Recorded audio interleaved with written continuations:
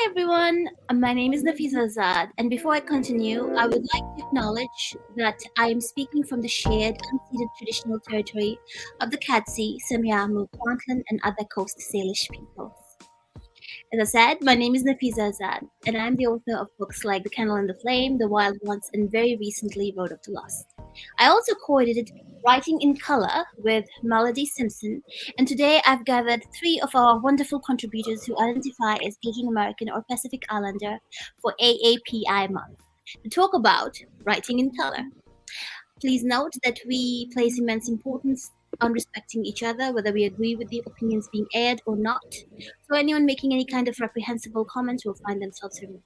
Now, moving on, writing in color has gathered 14 authors of color who share parts of their journey or advice about writing. By reading this anthology, you, if you are an aspiring author, will learn that you aren't alone on this journey. Your voice is a welcome part of a conversation that we are all having. Now, that I have that out of the way, let's have the authors introduce themselves. So let's go from Gail. Gail, please introduce yourself. Hi everyone, I'm Gail and I'm the author of My Favorite According to the Butterfly and Chagrin's Fight. And my upcoming novel is Lulu Sinigtala in the City of Noble Warriors. It's coming from HarperCollins in January 9, 2024. I'm based in the Philippines and it's 2 a.m., but I can do this. I'm fighting. So yeah, you can learn more about me on my website www.gaildvillanueva.com. Awesome, Gail. Let's have Julie introduce herself now. All right. Hi, everyone. I've written 4 young adult books. I'm probably best known for my debut novel, Forest of a Thousand Lanterns. So that came out from Penguin Random House a few years ago.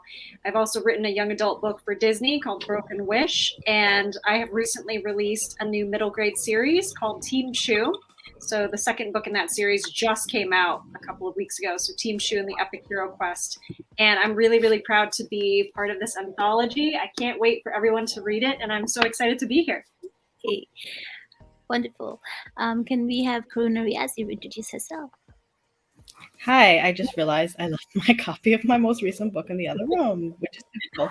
I'm Karuna Riazi. I am the author of middle grade fantasies, The Battle and the Gauntlet.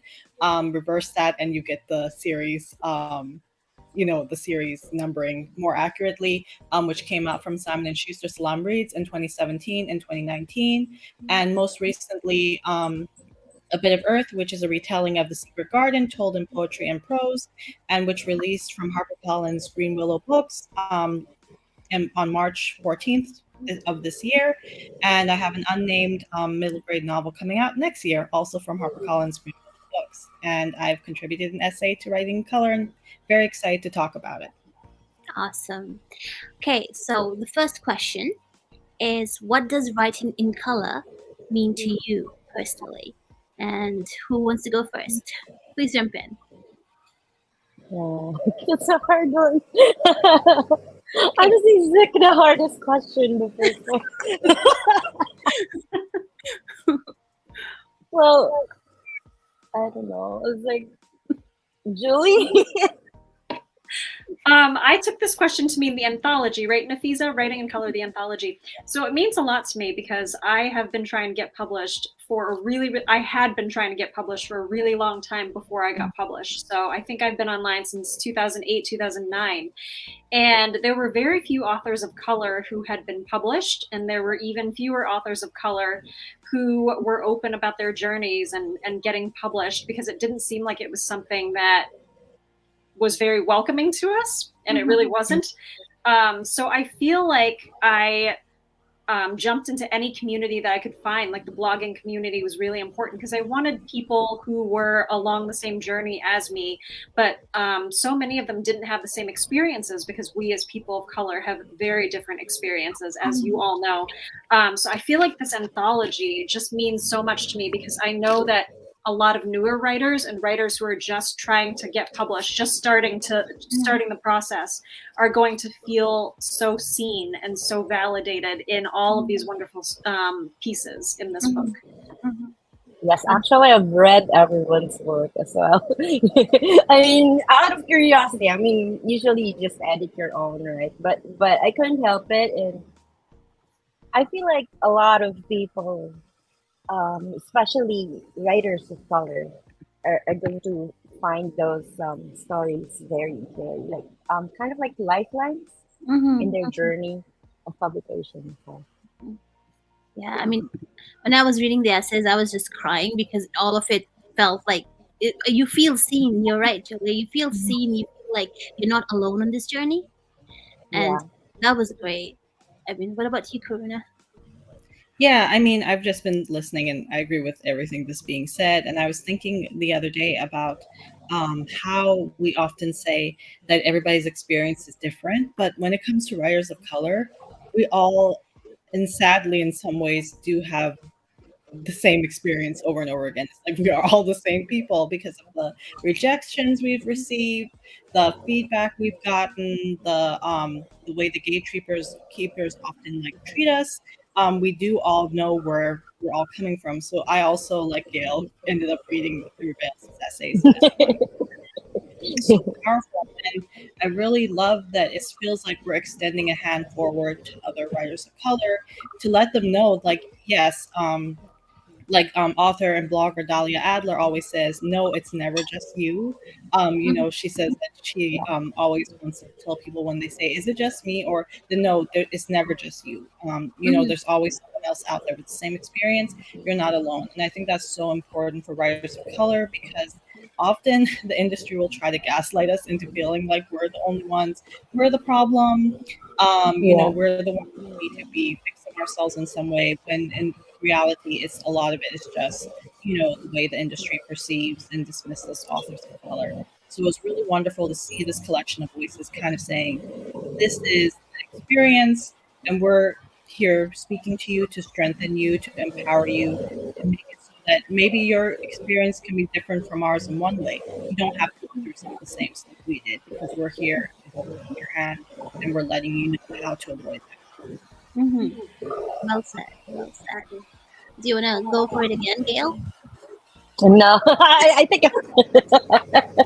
I think you guys have everyone has already said Mm-hmm. what they said. But when with me, since I'm based in the Philippines, I feel like this anthology it in a way like opens up the possibility of other authors who think that they can't be published elsewhere. It actually opens up the possibility of the thought of globally publishing, Mm-hmm. not just beyond that. publishing beyond your borders or something like that. Because normally here, just like sometimes when you get too immersed within the community, you don't really know what goes on outside of it. Mm-hmm. So I feel like sharing the stories of like not just me, like Julie's, Karuna, everyone's stories, they get an idea of what it's like to be in Mhm. publishing Mm-hmm. in the US in particular. And I think it kind of like softens the shock. So I feel like it just won't mean, it's gonna mean a lot to go into something where you're not going in like you have like no idea what's going to happen. It's Exactly. everything comes as a surprise, and I feel like our anthology is going to help beginning writers to know more or less what to expect Yeah. and be ready for it, and like Mm-hmm. strengthen themselves to whatever passive aggression or whatever toxic encounter that they were likely experience. So at Mm-hmm. least they're tough enough, more or less, to handle that. Yeah. And I mean, like, for example, I thought I was the only one who had been told that, oh, I already have a so and so book, so I can't. Yeah, and yeah, then I realized that I wasn't the only one being told that, or like I can't relate to the main character, and then like you're Yes. not supposed to. So that's the good thing, is that it prepares you in a way for whatever toxicity might be coming your way. That's great. Now, for the Agreed. second question, which is long, but have there been any instances when writing a story that you have become conscious that the way your characters react to something comes specifically from the way you would react to the same thing, and not because the story called for the reaction? For example, my main character as a girl would automatically show fear while walking on a dark road, even though when she's supposed to be powerful, because for me the fear is automatic and natural. I would revise the scene later, but just the fact that it made it onto the page without me realizing it means something. Have you guys ever had that experience, or ladies? I can start this time. I definitely have had that. It's gotten to the point with my current work in progress that my editor and I have been talking through how much of this has been autobiographical for me in ways that people might not recognize, because so much of it is just emotional. Mm-hmm. In the autobiographical aspect of it, and how we're talking about, okay, how do you approach this without like it it's stopping you from writing, because at one point in one of the earlier drafts it was getting so autobiographical that I was just like having such a hard time like getting it out on paper, and I was like, is this limiting myself too much? Is it limiting the reader from being able to connect with the character? But I look at A Bit of Earth, especially since it's been out in the world, what, 2 months now, and a lot of the parts that I thought were going to be so personal that, I thought, for instance, as a prickly brown girl only experience, people have been writing to me, and not just brown prickly girls, but like, prickly girls from different backgrounds, like, have been writing to me and saying, I was so touched by this scene, I was so touched by this moment, I really felt that emotion. And so I think, yes, I've started to realize how much of me goes into a book, but I'm Mm-hmm. also starting to really embrace and appreciate that, because I think that we so often have been taught to filter ourselves back and make ourselves more palatable, especially in regards to writing from a white gaze rather than writing in color. Mm-hmm. Um, so it makes me proud to realize, like, oh, I'm unlearning those filters. Oh, my Mm-hmm. editor is encouraging me to unlearn those filters. And it also reminds me of what wonderful YA and middle grade author Laura Ruby said one time to me, which is that intimacy and specificity, I cannot talk today, sorry, bring a connection for the reader. Mm-hmm. Like, being specific brings that intimacy, that you might write an incredibly specific experience, for instance, of being bullied, and you might think, I'm the only person who's experienced this, Mm-hmm. and then someone is going to read that and write to you and say, that exact trauma you had is actually my trauma too, and I appreciate you for bringing the words to it. That, the more specific you get, you actually get more inclusive to everyone Mm-hmm. else. Or, you're sharing your experience, and there are going to be people who either share that experience, who feel themselves seen, or they're going to realize, like, wow, this is another experience I'm grateful to know about, which goes back to Dr. Reading Sims Bishop's, mirrors, um, windows, and sliding glass doors, like that, different instances of connection. And it really Mm-hmm. all comes back to how much did the author put of themselves in that. So all of that is kind of my fancy way of saying, yes, I've been self-conscious about it. I'm trying to convince myself it's a good thing, and it seems to be actually a good thing, but I still worry. I do still Mm-hmm. worry. Julie, Gail. Mm, honestly, um, I've only become conscious of them when it's pointed out. Mm-hmm. Edits, or when I'm going through my own edits. Because I've grown up here in the Philippines and I'm living here in the Philippines. So my reality, the reality that I know is here in the Philippines. So there are things that we Filipinos do that comes naturally. And since I'm writing my point of view, it shows through my writing. And sometimes the way I would react would come into the story. And as it turns out, it's not exactly how Americans would react. And Mm-hmm. one particular instance is here in Children's Fight. Um, one of the scenes here is that there's a storm. It's like a really, really bad typhoon that was threatening to to engulf the entire island. So everyone had no choice but to go to an evacuation center at the top of the mountain or something. And I remember specifically that my characters were making jokes during that very precarious moment. And there was even a bunch of old ladies, grannies, like having a drink of beer while it's thundering. It's like really bad typhoon outside, and they're just like just there drinking, smoking, and like nothing's happening.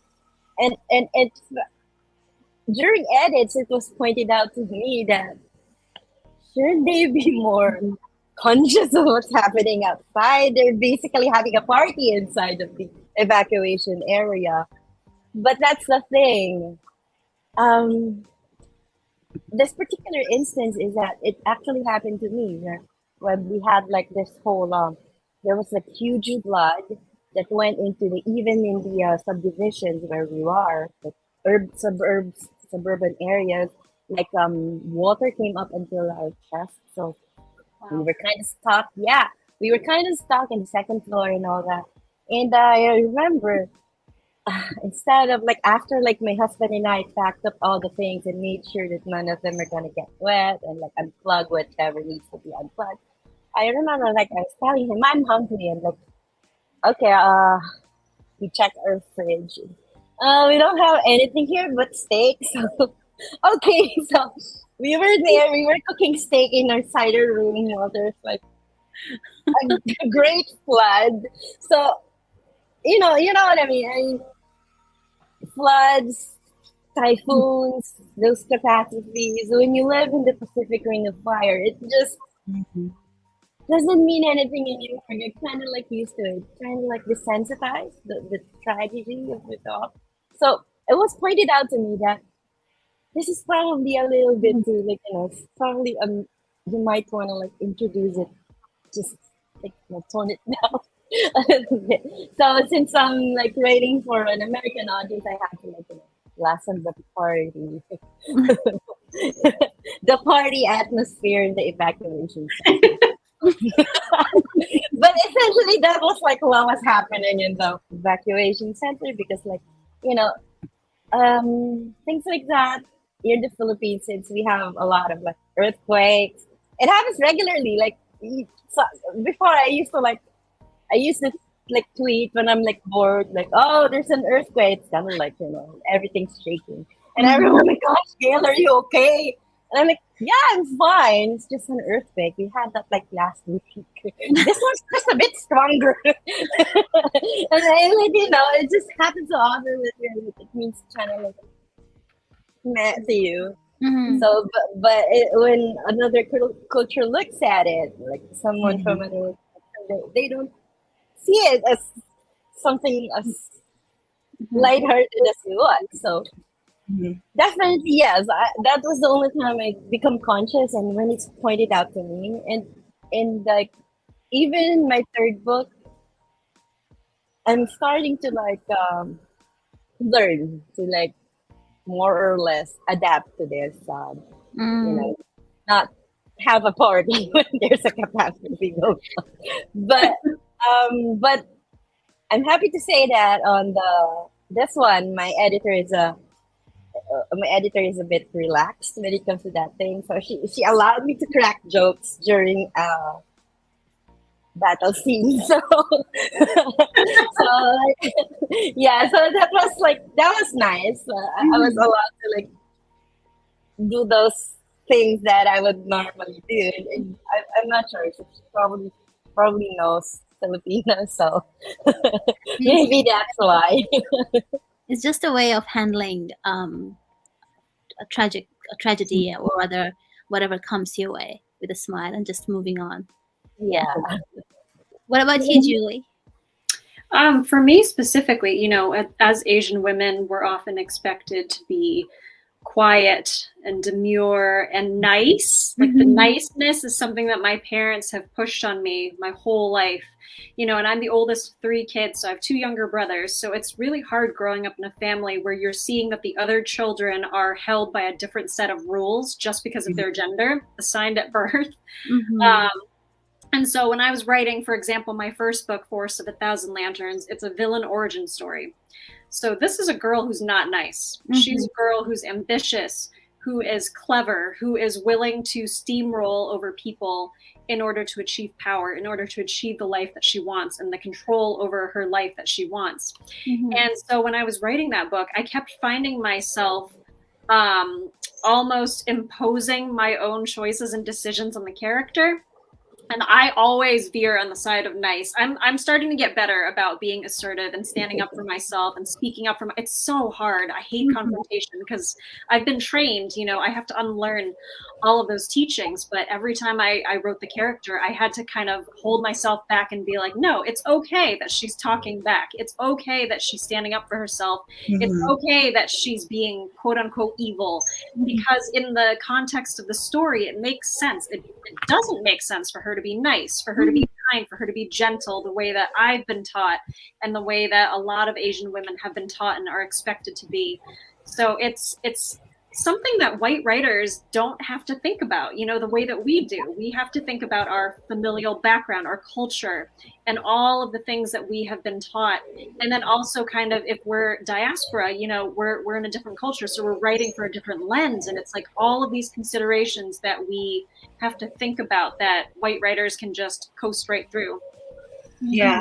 I just want to plus one that, Julie, because I've been through this retelling of The Secret Garden. Mary Lennox, I mean, I feel like for the time, the author did a great job of trying to display how, a kid who is grieving and whose parents were, kind of distant, not really, kind of nurturing as they should have been, resulted in this kid who's just very grouchy, very candid, very, very harsh, which countered all the expectations of being an orphan. And when I first took on that story, I was like, can a brown girl get away with this? Because, especially being an immigrant brown girl, especially being an immigrant South Asian brown girl, there's such an expectation to be grateful, know your place, be respectful, be quiet, smile constantly, have tears in your eyes while talking about, where you were rescued from. And Maria does not want to do any of that. That's her story. She had a beautiful experience. And, back home, she loved her family. She loved living with her grandmother. She loved her parents until they died. That's not her story. She doesn't want to act grateful for something that's happening that she didn't want to happen. So, it was just kind of like, having to talk back against that internalized narrative. This child should be acting a certain way for me not to hear a ton of reviews and commentary on how rude she is. And I mean, for the most part, I've been just really astonished and really appreciative and surprised. It also feels like, how people of color, narratives of color, we kind of get the trickle down of whatever commentary is going on for all writers in general. And so now that unlikable girl protagonists are finally having their moment, we're finally agreeing they're just being girls and we should kind of push back on that. Now it's like I feel like we also have some room to go, well, my character is going to be prickly and grumpy, and you know what, she's going to have a found family, she's going to be loved for who she is, she's going to find her place, no one's going to reject her, no one's going to send her back to where she came from or whatever, she belongs here, and this is her story, and she deserves to feel the way she feels. Brown kids deserve to have and exude big feelings as much as anybody else. So anyway, just wanted to 110% agree with you. I love that. I think it's amazing that girls, and especially girls of color, are finally being allowed to have the full breadth of human emotion. We're humans too. We get angry, we get scared, we get defensive and aggressive, and so that's great. Yeah, we are not the side character who has to die for the main character to grow. Okay. Right. So, Jumping from there to a very quick question. Is there an obvious way that being a writer of color is much more challenging than being a writer? I mean, let's just go. I mean, there's lots of I mean, it's like, I feel like as writers of color, we are held up to a higher standard in the Yeah. uh, we Oh yeah. we have to have like our writing has to be excellent to be even considered as as a possibility. Yeah. That is something that we have to fight for, and we have to fight for the fact that there we are not just we're not representative of our own culture. One voice does not mean we are like, for example, if I were Vietnamese, it would mean like I represent all Vietnamese people, which is what Yeah. the onus is put on us. Like we already have a book by a Vietnamese author. I mean, so I think a lot of us have that story of being told like, I'm sorry, we already have like X or like yeah, your kind of we already have a Muslim book. I'm like, you don't have a book by a Muslim, Fiji, Indian, Canadian Muslim. So Hmm. we take all of them. I and love just that they say that, and then they have like 40 books with white girls on the cover in ball gowns, and nobody thinks anything of it. But no, we can't have two Muslim authors at the same imprint. no. Yeah, or like 2010 ish. I think 2010 to 2014 was the like golden era of opening Publishers Weekly, looking at the like deals and seeing like a million princess rescues. Oh, Yeah. And like Yeah. just yeah. be wow, like opening Publishers Weekly even is such an experience nowadays compared to how it used to. Like I opened Publishers Weekly and I would just be like, wow. I remember Nicole Brinkley, who's a good friend of mine and a bookseller, used to like keep a running tab when she was still on Twitter of how many people of color are in Publishers Weekly deals this week. And it was wonderful because it was actually kind of a tangible indication that stuff was starting to turn to a place where we actually could see ourselves more, because she would go, wow, like four authors of color in the deal. Hey, Whole four. Yeah, Wow. and now you can sometimes open it and it'll be 50% people of Yeah. I love it. and it's kind of incredible, and it's still not enough. Like I sometimes feel old, even though I'm not super old compared to like the giants whose shoulders we stand on in terms of the industry, because I can literally remember when I first joined the I'm industry. sorry, I got lost. Oh I'm no, back. I'm back. I'm back. Oh, good. Sorry about that. no worries. But I can remember like when I first joined the industry to 2014, and afterwards now there's such a tangible shift towards how confident, like for instance, Julie and I have been in the industry, I think probably about the same time. We And really have.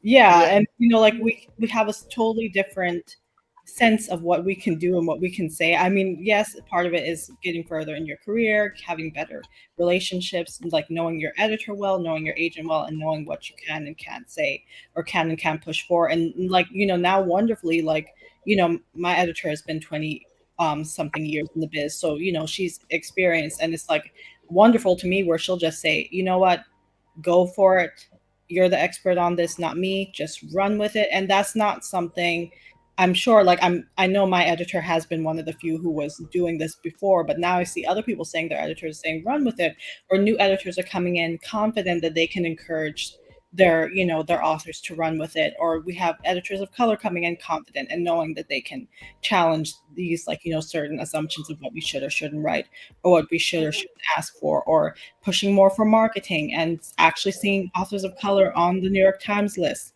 Mhm. Like there's so much that has changed, but it still feels like we need much more. And it's amazing to feel that sort of like that weird push and pull of, we Mhm. have so much going on. This is so much better than what we had before, but there's still like, there's daily experiences where you still go, we haven't come far enough. We need to Yeah. keep pushing. And it's like what I sort of resent is the fact that we do the work, but we're told to feel grateful, even though it's like you should be grateful you have all of this, but you do the work, you're doing everything they're doing. Mhm. You don't have to feel grateful, but we do. For what? Yeah. For a place at the table. Mm-hmm. Yeah. So I sort of Honestly, my wish is like one day we open up like an email from publishers, like from the children's bookshelf, and you see like everyone on there, not just like I regularly check every time it comes up on Me my too. email. I check. It's like it's just like a tiny percentage. It's still majority white. Mhm. There's some improvement, but it still is very much majority white. Mhm. I'm like, I, I think there was only one time that I've seen it. Everyone from like you have Asians, you have black, you have like even LGBTQ. Everyone, like I think there was even a trans book on there, like just everything, and that was like, wow! I wanted to like screenshot this moment. It's like this is the ideal, Yeah. you know, Yeah. deal announcement Yeah. that we want, not Mm. just like you have like kind of like token Right. brown person there, a Right. token black person here, like you have like even like a token Muslim in there. So Right. I mean, Yeah. still a long way to go, but Yeah. Yeah. Yeah. Mhm. We want to be the norm. We don't want to be the token, just like you said, Gail. We want to be seen as it's a normal thing that there are so many people of color getting book deals and getting big book deals and getting on the list. And I think because there's been so little representation, there's a lot more scrutiny that we face, just like Nafiza was implying, where you'll publish a book and you're expected to represent everyone of yeah, your background. Everyone. Asia's a really big place. it's a huge place. There's a lot of countries, and within each country there are different cultures, there are different dialects. Like it's like, why is this on our shoulders? And that's something that writers of Yeah. color have to deal with, is that scrutiny. And I remember when I first got published, it's like, what language do you speak? Where were your parents born? When did they come over? Like, all of these like questions, these parameters of purity and parameters of your right to tell a story. When I'm like, I'm just here, I'm just trying to tell a good story that'll make someone forget their subway stop, or they'll get caught Yeah. up in the book in the grocery line or something. Like we just want to have fun, like authors who are white. And Mhm. it's on experiences on panels too. I'm sure all of you have experienced this, where you're the one person of color on the panel and everyone else gets fun questions like, who do you want to see in your movie? Or, like, what do you think about this craft, this aspect of the craft? And then when it comes to you, it's like, why are Asian kids important? Why are black kids important? And it's How do you? No, what was my favorite is like, how do you feel being writing in Filipino?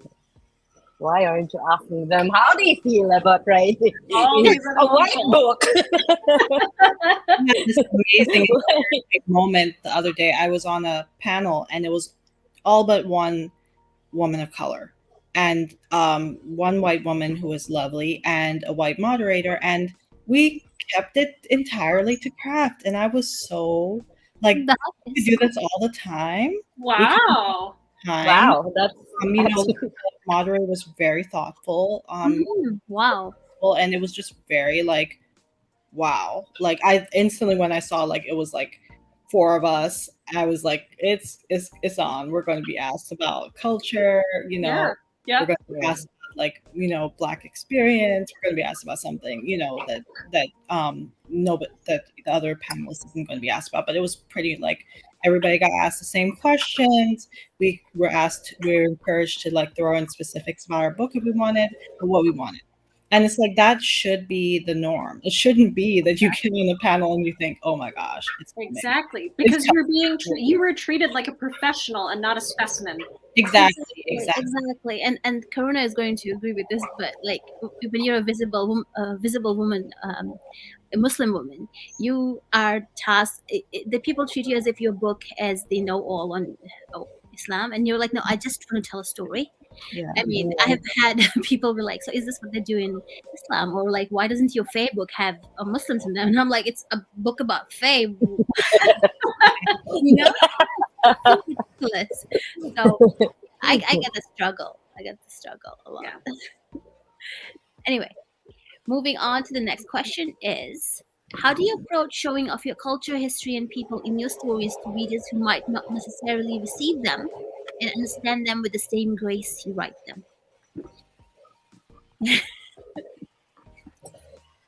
You know what I've learned to ignore? I mean, it's probably not the best solution, but I don't know. I mean, it used to like with your first book, you have like people saying like I as much as possible I try. I've learned not to go into good reads, but I do remember like there was a review that was somehow I don't know why I ended up probably they tagged me or what like someone saying like I had no idea that in the Philippines they have cities. It's just like Americans do. And like, why? What were you? I wanted to I wanted to outright reply and said, why were you expecting us to live in huts or by the beach? You didn't expect that we'd have cities. Like just because you say Philippines, the beaches, mountains, well, I don't know, bamboos or something like that. So it didn't fit a city girl for a city girl, a Filipina girl who is essentially a city girl living in the Philippines in a very urbanized city. It didn't fit the idea of what the Philippines look like. Mm-hmm. And it used to like it. I used to like be bothered by it. But I don't know. Like eventually, I just realized, what the problem isn't with me. Mm-hmm. It's with you. So I'm like, if you say something, if you cannot accept it, it just just gets out And of one the ear other out the side. other. Yeah. Mhm. Yeah. I Yeah. mean, when I wrote the wild ones, that was me being very honest and laying everything bare on the page. And then there's I remember this one reviewer who said that this book is about a bunch of girls whining about the things men have done to them. And I was like, that's all you got out of it? That is not your problem, Nafiza. That sounds like a them problem. I was like, No problem. Yeah. I remember my debut, which didn't have. I mean, I haven't read my debut in years since it came out in full. I always just pick an excerpt. That's my confession. But anyway, when I look back on it, I did not throw in a ton of difficult words. Like maybe there are a few Arabic words, like common words that kids might even know from their friends, mm-hmm. because they're mainly greetings. I had some Bengali words that students told me they had to look up, but they were kind of excited about it. And I got approached by a librarian at a conference, and she was like, "You shouldn't have put in so many words without a glossary." And I respect What? to put a glossary in, and this was another one of those. It wasn't just me experiences, because Mm-hmm. another friend recently wrote about how she had gone to a conference and someone had kind of fussed at her and said like it was so hard to look up all these words. But the thing is, kids will gladly, excitedly tell you that they Googled, and then there's some great Yeah. say, Exactly. asked me what this food was, and I didn't know. So you know what? Like I had the parents come in on it, and we brought like Bangladeshi sweets for the kids to try, and it was a wonderful like lesson plan. And I love those teachers and educators who are just these wonderful allies who run with it and say, you know what? Let's find out. Let's have some research skills, not like coming lecturing me because I didn't give you a glossary. The fact that that was an adult complaint and kids were like proudly telling me how they Googled, how they have a Bangladeshi best friend. When they asked her mom, what is this food? Can you show me? Like they were making connections, they were building relationships, they were learning how to be good allies. And, it kind of just shows you sometimes that, like Gail says, you just start to learn how to ignore, or just start to learn how to be less like learning that internalized, oh my gosh, I have to prioritize this gaze. That's Yeah. something Yeah. I've worked on myself. Yeah. And I'm really grateful to Zareen Jaffrey, who was my first editor while she was at Simon and Schuster, for the Gauntlet in the Battle, because at one point I had written something and I said, I worry about this, like being perceived as too exotic a setting. And she's like, okay, first of all, we're losing the word exotic. I know you said it just because it was internalized, but this is normal for us. If you go to Pakistan, if you go to Bangladesh, if you go to India, you're going to see mosques with churches with big domes. You're going to see like minarets. You're going to hear the adhan being played. These are all normal cultural touchstones for a lot of the kids who are going to be reading these books. A lot of them might not even have this as part of their personal culture, but you know what? They're going to have friends who do, so they are also kind of, familiarized. And then the funny aside, Gail, I was like just laughing and listening to your description of how calmly like the monsoon season is taking the Philippines. Yeah. With one of my very good friends who is from the Philippines the other day, where like she was trying to explain to some of our peers like that this is a normal experience. Like you don't panic about this. We have it like Yeah. calendar even that this is a season and students Oh are yeah. make it. So like this is an experience. So even if I haven't experienced it, I know I don't have to look that up. Um, just kind of understanding that this is an internalized gaze that's been pushed upon us, and that originally, even communally, we had this expectation and understanding that we were sharing experiences. We would learn more about each other. We wouldn't just automatically fuss because I wanted to clean society glossary so that I could just kind of feel like, okay, I know all of this. I don't have to, you know, kind of step out of my comfort zone and learn more, which is what we do all the time. Like James Baldwin said, we know everything about whiteness because it's been taught to us since we were born. Like, so Exactly. we're experts on it. We know this. So why can't you reciprocate? Um, Exactly. at this point. Exactly, because I mean, when I was learning, when I was in grade one, I learned English. Um, so reading was a way for me to learn more words and figure out things. And you would think that the opposite would be, because books are supposed to open doors, new doors, and that's what reading books by diverse authors, by authors of color, does for kids, American kids who might not have that same kind of diversity in their classrooms. So you would think that would be something that is accepted, but the fact that the adults come to you and tell them that no, your book didn't have anything new, anything that they can learn and find out, that's just Right. bizarre to me. Yeah, a lot of us have grown up reading books about white kids. We don't have trouble connecting. We don't have trouble Yeah. understanding their stories or looking up things that we haven't heard of. So why, when it's flipped, why is it so difficult for white kids to connect to our books? And it's not. It's the adults who impose this thinking on the kid. Yeah, it's actually the adults because like every time like whenever I do like school visits, kids are like talking to me about the Tagalog stuff that I put in my book. Yeah. And they would actively like you guys said, it's like they would actively research it on their own and learn more about it. You don't see them like asking, demanding you for a glossary because they're too lazy to research. The process of like doing research is actually fun for them because like they learn more about things and like Yeah. yeah, I remember there was this kid who told me like I researched about Gamma and apparently you have different versions of it in the Philippines and like yeah, definitely that's true. We even put cashew in it. Yeah, I read about that and this from this website and something. And it's like really heartwarming. You find this kid like making an effort to learn more about your culture without you actually telling them to. Yeah, Exactly. Yeah, we're writers and storytellers and entertainers, right? Our books are written to entertain.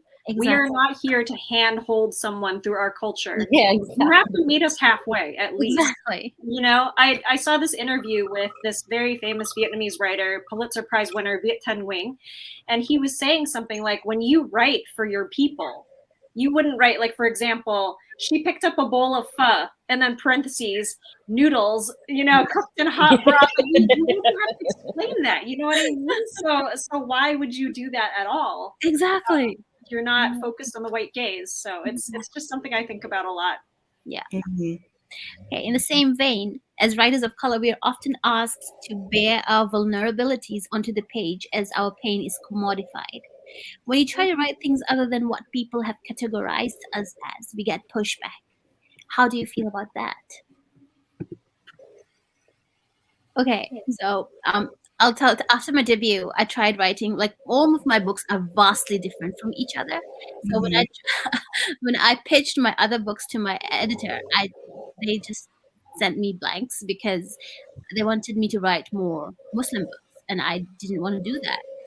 So I had to actually fight to get my books out into the world because I felt like I shouldn't be pushed into a niche simply because of my identity. We have the right to write about princesses and balls and Yeah. whatnot, right? Yes. So Mhm. I just feel so. I feel like we have to fight for that, and we shouldn't have to. Yeah. I have friends who are Irish, and French, and they've written King Arthur inspired myths. And King Arthur originated in Wales, right? And you don't see readers on Goodreads being like, "Oh, this person is from Ireland. Why is she writing?" You know what I mean? Like, why do we as people of color have to be pigeonholed into only And don't forget the Greek myths, Julie. I know Oh, exactly. Like you're you're right to them. you're from Ohio. Why are you writing Greek myths? You know what I mean? Or the great time where there was like an era of Asian inspired fantasy, but only if you were an Asian author would it be a problem if you were writing kind of like generating Asian inspired fantasy. I remember that era very well. I And was in that era. yeah, that's I why published in that era. I remember it. Yeah, I think there was an era also in the era where you have like white people writing Asian Yeah, yeah, That and was good. Yes. that was the same era. It was Yeah. very The interesting. era where the white fantasies had Asian people on the covers, but then but Asian writers. like white people. Yeah, yep, yeah. I mean, it irritates me, but I'm also of the mindset that I life is too short for me to not write what I want to write, and Yeah. Exactly. like at this point, I'm just going to focus on the voices that matter. Alana K. Arnold had this wonderful metaphor that she mentioned one time when I was in the Hamlin MFA program. And she said that she ushers everybody that is not needed during her writing out of the room. So, starting with the readers, I hope you enjoy this book when it comes out, but right now your voices are not needed in my head, down to like her editor and her agent. I love you guys. I appreciate your your feedback. There will be a time when I need your voices back in my head, but now it's not the time. Out of the room. Like out goes the family, like like she was just giving examples. Anybody that that their voices are kind of in the back of your head while you're drafting, out of the room until it's just you. I And love that's the that. person you are in, like, kind of thinking about first and foremost.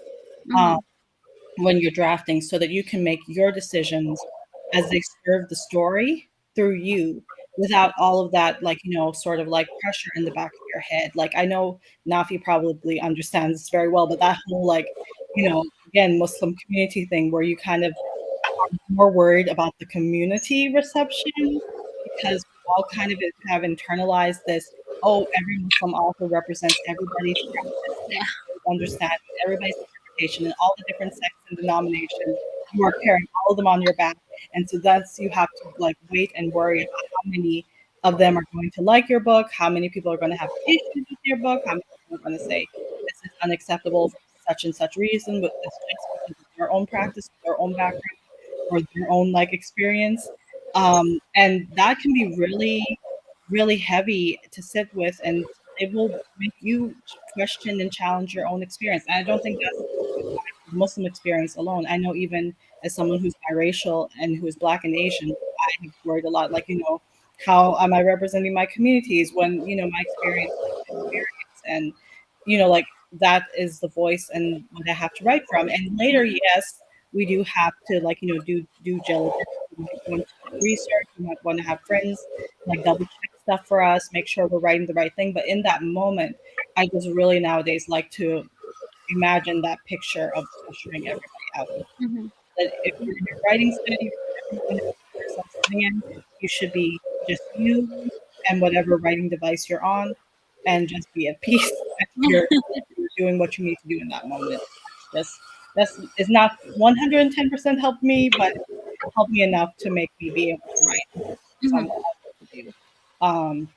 Rather than feeling a responsibility or obligation to educate, to represent, like all these roles and responsibilities that we're given, is given or has to worry about carrying. You know what? It's interesting that you mentioned that. Like, it just kind of like like, it highlights the point that we as authors of color take more care into our, like, making sure that we don't hurt anyone. Mm-hmm. Whereas you have like other people, like, they don't just put in whatever, and not caring if they hurt, if they get like, okay, like, and you get pushed back if you suggest like maybe you should hire somebody who's the same, like, somebody to read it to make sure you're not hurting any facilities. And like with us, it's almost automatic that we're even more careful when we're talking about our own culture. It's Mhm. like I just find it like in a way, I don't know, it's a bit odd when you think about it. Like, Mhm. we from the same culture are much more careful about things that we say that might hurt Mhm. people from our culture, whereas others who are outside of our culture don't really care much and don't really put as much care as we do. And I find it interesting and like, I think I think it's because we know how much it yeah, hurts, Yeah. so yeah, we yes, tend it to does. be more careful. Mhm. Okay, so we have 10 minutes left. So I'll ask you, what gives you joy as a writer of color? Let's end this on a very positive note. Tell me what gives you joy. School visits for me. Thanks. Yes, same. School visits? Jinx. Same. School visit. It's just wonderful, isn't it, Gail? Like just seeing the kids Yeah. being so excited about your story and just there to listen. I think kids are so much more accepting and so much more open than adults are in many, many ways. And it's just nice to go back to a middle school and remember yourself at that age and remember how you fell in love with books and how you fell in love with writing and to feel this this honor of perhaps being the person who gets one of those young people interested in writing a book themselves someday. Mhm. Exactly. And what's fun is that I remember with my books, because like I have like Filipinos on my cover all the time. And I don't share those photos because they were sent to me and they were like kids on the photos. It's like almost every book launch that I have, like, every time I launch a book, I get photos from parents where their kids are imitating the poses or posing with the covers. And it's like it gives you this joy, like you can see the joy in their faces. We're like saying is essentially saying, "Yeah, this is me. I'm in this book. I, Mhm. I know this thing, and they feel like they feel seen, and they feel like we're heroes for Mhm. once, and Mhm. we're not like sideline characters." And as a writer of color, whenever you see readers, young readers, who can, you know, who can actually appreciate what you do, every toxic thing, every passive aggression that you might encounter in publishing, it's just, I'm not saying that we should encounter those things, but it's worth it. Mhm. Whenever you see their faces, their smiles, and the idea of them being seen, and Mhm. they're showing it to you that they're thankful that they're seen. That's like next level, and that's the thing. That's one of the reasons why I just love author visits, because like you can see it even though it's online or in person. You can see it from the kids' faces that they're happy, they're thankful that you give them representation, and Mhm. yeah, it makes everything worth Very all nice. the heartaches, everything.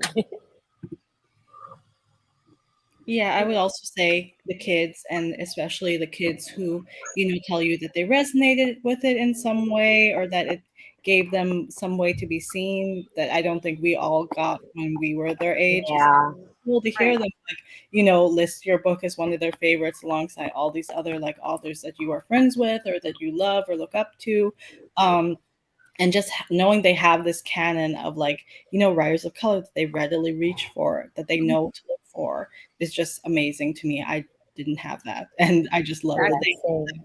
And another thing that really brings me joy recently is just also seeing friends at the top of their game. Like sometimes, like I'll see Julie's post, or I'll see Nafi's post, or I'll see Gail even just post about her ducks, and I'm just like, I love this for you. I love that you're loving life. I love that your books are doing good.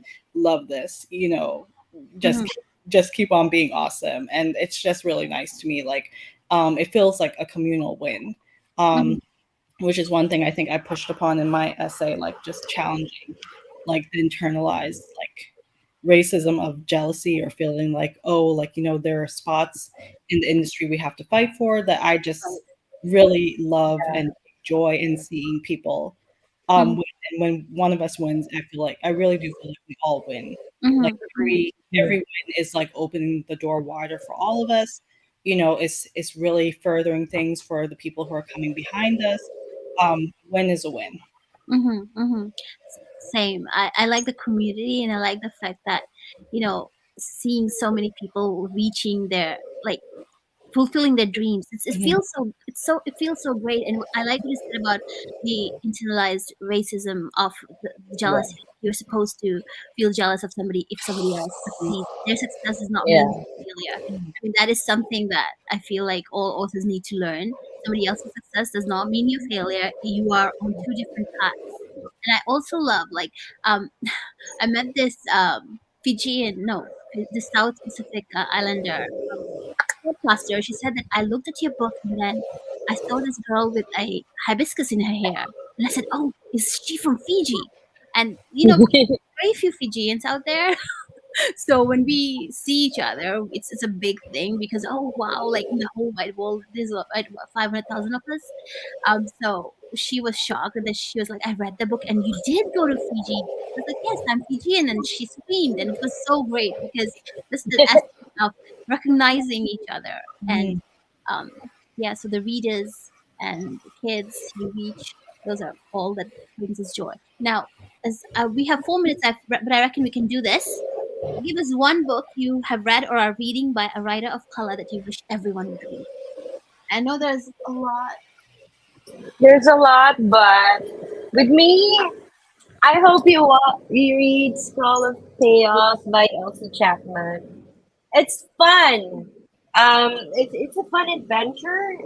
Like, I'm biased because, like, I love sister Uh, stories.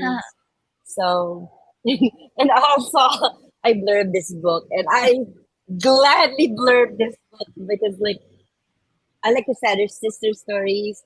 You have myths, and essentially you're just gonna enjoy it. I mean, I learned a lot about the myths that Elsie discussed.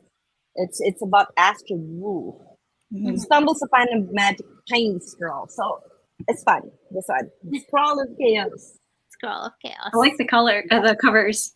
Yeah. And its cover is so pretty. Mhm. I love it. It's like a dragon. Runa, Julie? I just blurbed a great book too. I just blurbed a book called Gorgeous Gruesome Faces by Linda Cheng. And Wow. it is about a deadly K-pop competition. Wow. Cutthroat Ooh. K-pop competition with a hint of the supernatural. It's so good. So I just read that and loved it. I've got Karuna's book up on deck next. I cannot wait to read it because The Secret Garden was such Mhm. it was such a part of my childhood. Yeah, And I'm that's so my glad next to- one. That's My your next next one one too. too. Yeah, that's my How do next you read one it? too. And then I'm currently reading I this love Earth. Oh, by Misa Oh, Misa, yes. Momo. Yeah, and then after that, the next one is Karuna. thank you. I mean, I love all of your books, and I'm also thinking, who have I read recently?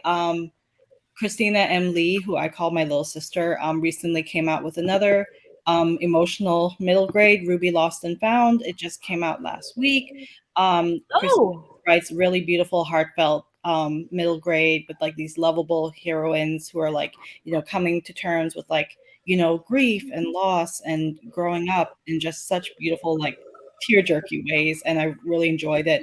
Um, and was supposed to be with her in conversation for her launch party. Unfortunately, couldn't make it, and just really am trying to like tell people to read her stuff because it's so beautiful. Also, it isn't out yet, but I'm currently reading the advanced reader's copy, courtesy of the author and the editor. When a Brown Girl Flees by Amna Qureshi. That is a YA, and it's about a young brown Muslim girl of South Asian heritage. And, she made a mistake pretty much, in summary, and her parents and her community are kind of like, you know, in the way that we kind of experience as Asian girls, like you have to be perfect. And when you're not perfect, everybody's yeah. talking about you. You get the sense that your parents are disappointed in you. So she just suddenly one day, she kind of, is driving in her car and she's like, what if I just ran away? and she runs away. She literally runs away from home. She leaves her coast and she comes to the opposing coast. So she leaves California and she comes to the East Coast, and ends up just trying to figure out what is she doing? Like, can she really just run away? How can she face what she's left behind? How can she come to terms with her life, and how how we should, like, kind of take back our lives. Let's say, like, this is a brown girl experience. I wouldn't say it's universal, but there are a lot of brown girls who are like forced in such a mold of perfection that, like, it's kind of like, where is my life? Where do I choose? Where's the decision in this? And it's like, I opened it the other day randomly on my phone, just the PDF of it, and then I found myself reading, and then my browser refreshed, and I lost my page. So I need to Oh no. it just to kind of make sure that the attachment had come through when the editor sent it to me. And I was just kind of like, wow, really just drawn in, blown away. There was a lot of heavy emotions in it. It's going to be hard hitter, I feel. But I was really enjoying it. And What's it called again, Karuna? When a Brown Girl Flees is by Amna Qureshi. Okay. It's coming out from Lee and Low. I forgot the specific YA imprint name for Lee and Low, but Okay, in the same vein, I'm reading. It's when Fatima takes it.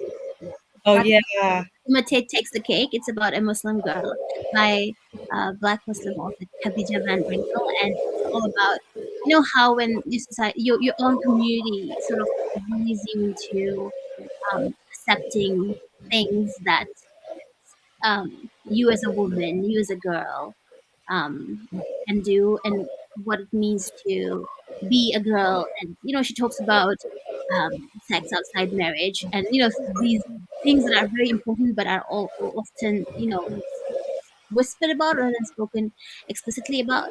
So it's a great one. And I was reading it, and when Fatima meets the boy, and I'm like, don't do it, don't do it.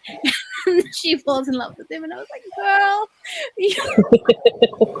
But it's a great book, and it's going to be very important. And yeah, it received a gold standard from JLG, so it's going to do well. And I'm also reading I don't know if Julia Abe's Oh, yes. so much fun. yeah. so much There's some like That characters. was fun. Yeah, I really hated the guy, the wizard. And I was like, what? I was like, why is he even there? Can I go in and kill him or something? Because he's. But yeah, it's yeah. So this marks the end of the first panel, and thank you all for being here. Thank you for sparing your time. It was wonderful talking to you, and I hope you all buy this book, read it, and appreciate the wonderful essays of all the contributors in here. Thank you so much. Yay. Thanks, Nafiza, for putting us together. Thank you. Thank you. Bye. Bye. And